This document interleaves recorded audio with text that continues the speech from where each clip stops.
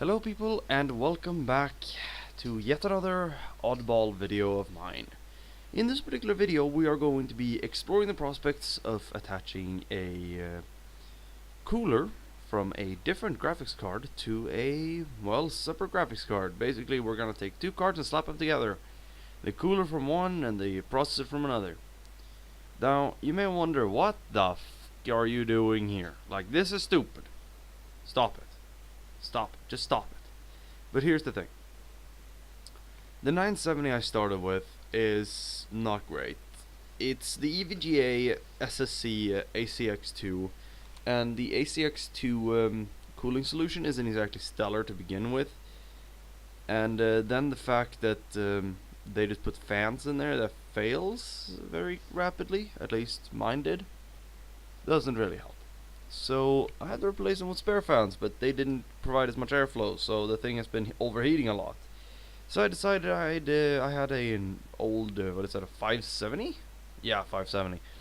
I had an old GTX 570 laying around, and that thing had a very, very bulky cooler on it, and still barely kept cold, but I know that this cooler has more mass than the one from my 970, so I decided that I would adapt it.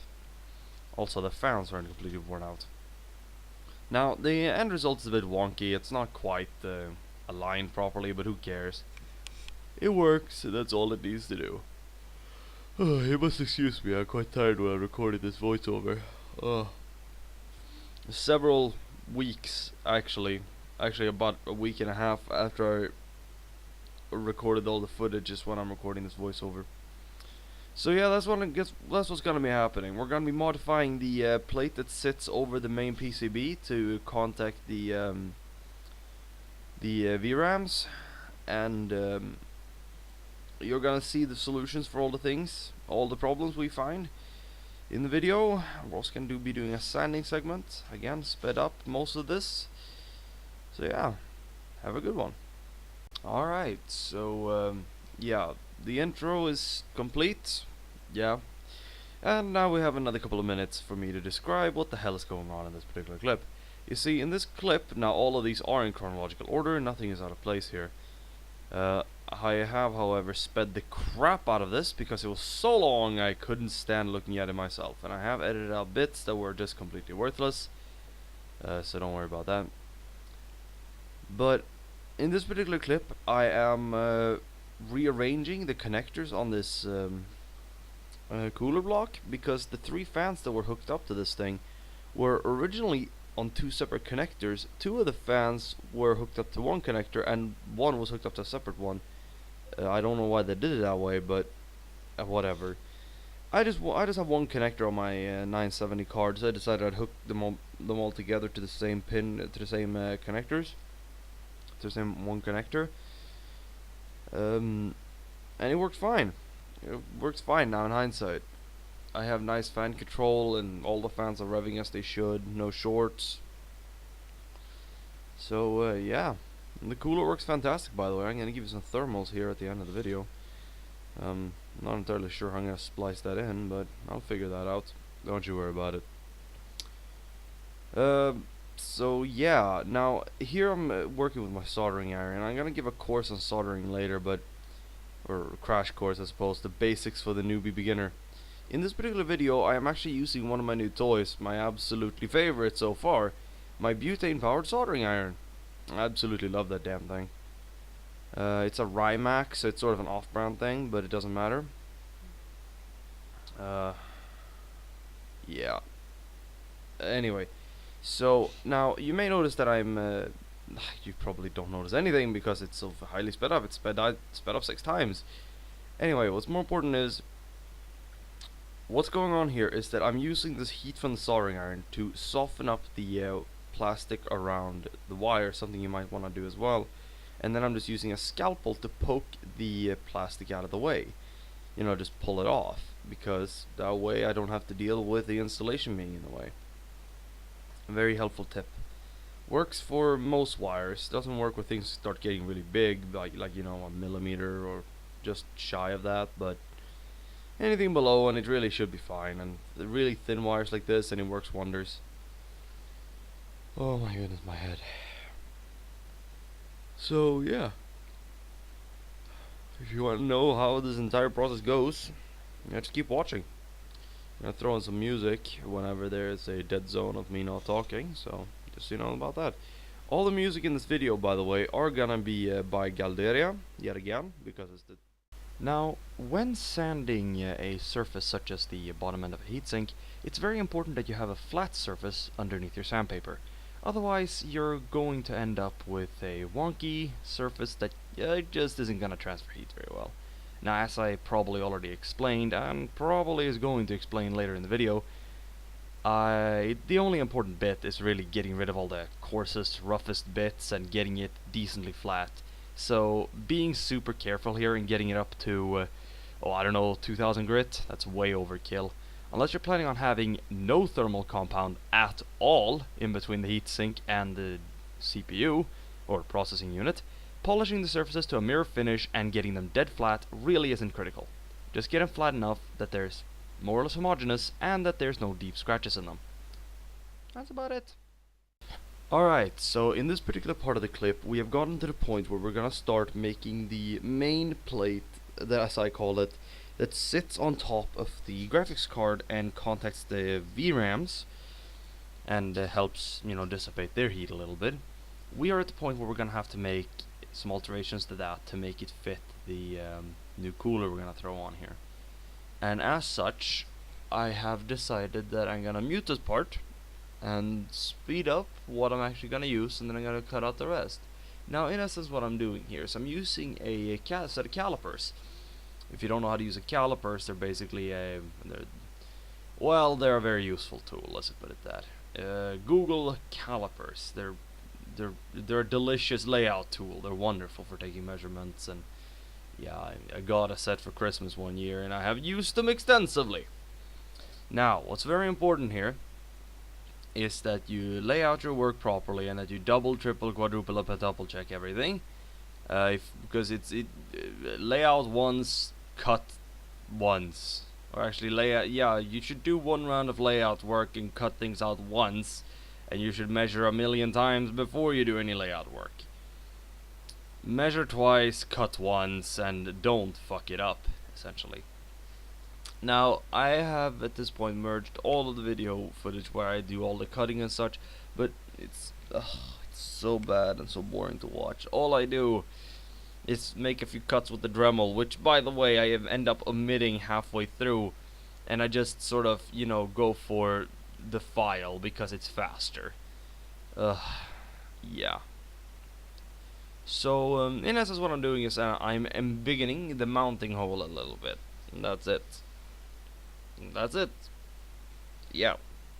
Not much else going on. Bye. I'm gonna have to vacuum in here tomorrow. Go away. You had to.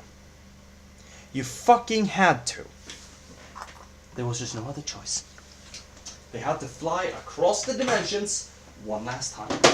What the fuck is that? Oh. It's the old one I roll. We rise with the power and never surrender. Hear me, I want again. Power of thunder will guide us forever. The spirit inside my brain.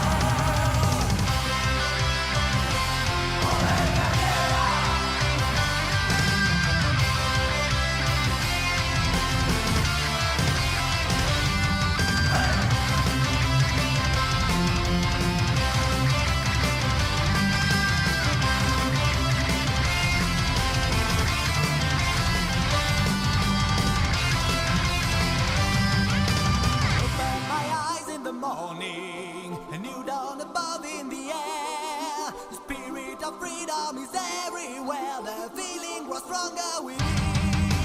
Slowly I wake up and realize the beautiful face at my side. What is this place? Where am I now? She tell me that I am the one. Suddenly I hear a sound. Guns on the land, the hope in our hand. Spirit inside is shining around. All in our minds, through hope and light. Freedom and wisdom, our guiding star. In the land of God.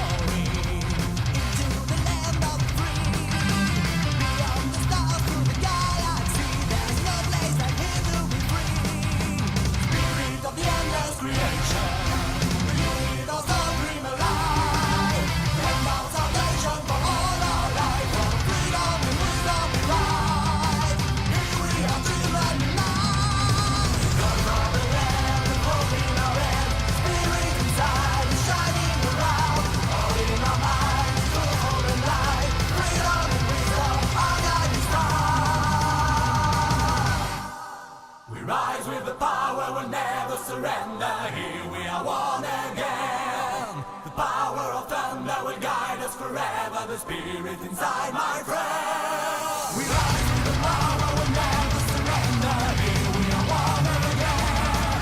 The power of thunder will guide us forever. The spirit inside, my friend.